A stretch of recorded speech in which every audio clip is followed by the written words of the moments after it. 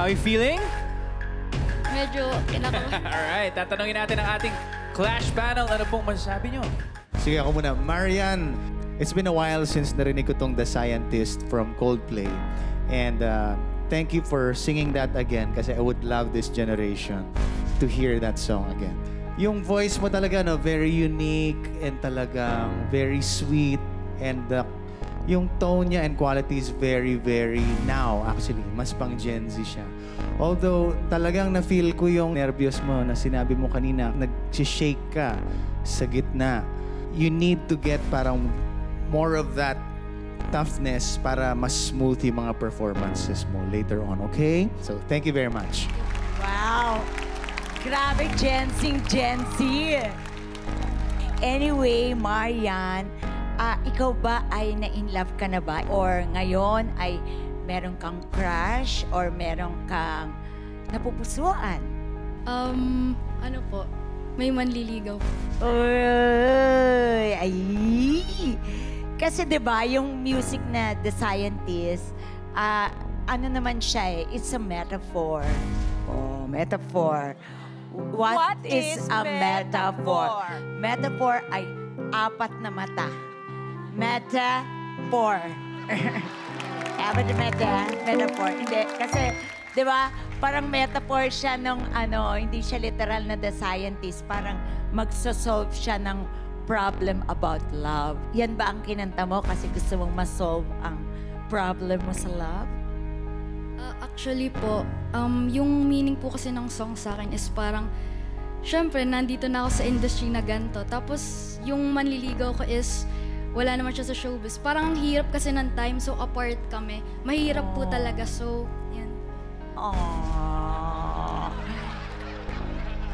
Pero hayaan mo, pag dumating yung panahon, maiintindihan ka rin niya kung ano yung mundong ginagalawan mo. But for now, thank you for singing that song. Aww. Marian, I think you got a lovely voice. I was just looking for a little bit more intensity in your singing. And also, I think I was looking for dynamics. Because when you're singing a particular song, I would always try to look for the different dimensions in your voice or in the way you sing. Because that way, yun yung parang pwedeng magbigay ng imagination sa isip namin. Kasi yun yung nakakadagdag eh. So, no doubt about it, you got that voice. So, I guess you just work on more of the, dynamics and more of the expressiveness in your voice as well. Just like I said, I like your performance and your voice. All right? Thank you po. Thank you.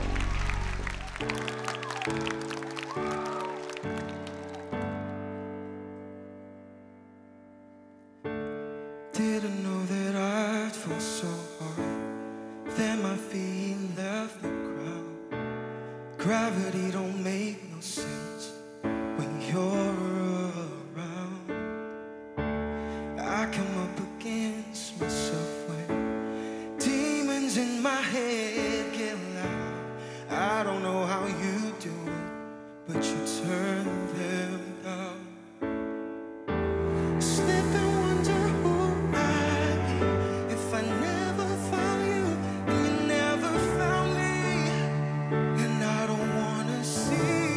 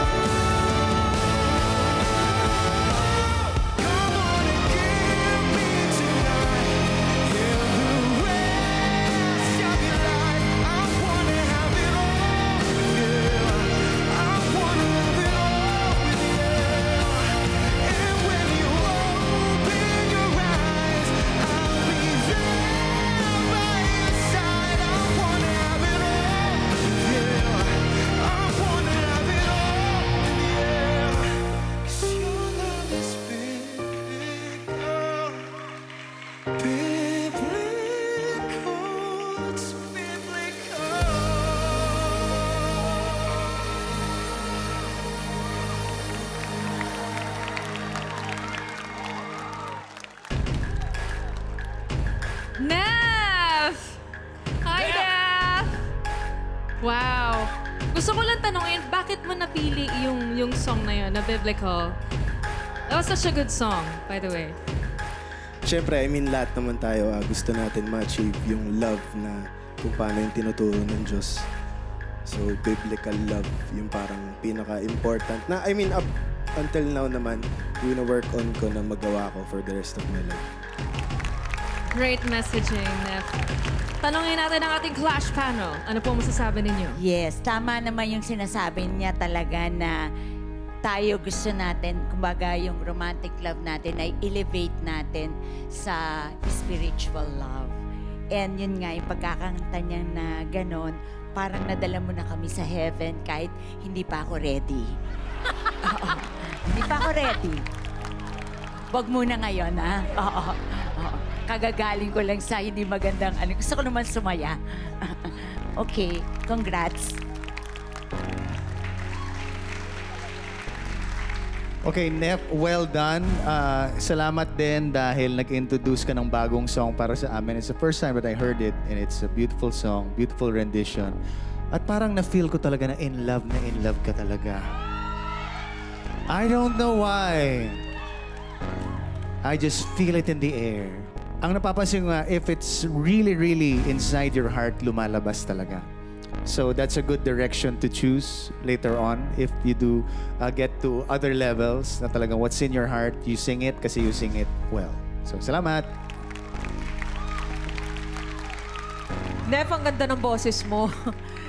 Yung parang madidescribe ko dun sa boses mo at saka dun sa pagkanta mo, parang yung mismong kinanta mo na song, yung biblical, parang there's really a depth of emotion, wavering devotion. Parang ganun yung lumalabas sa iyong pagkanta. Unwavering. So I love it and thank you so much.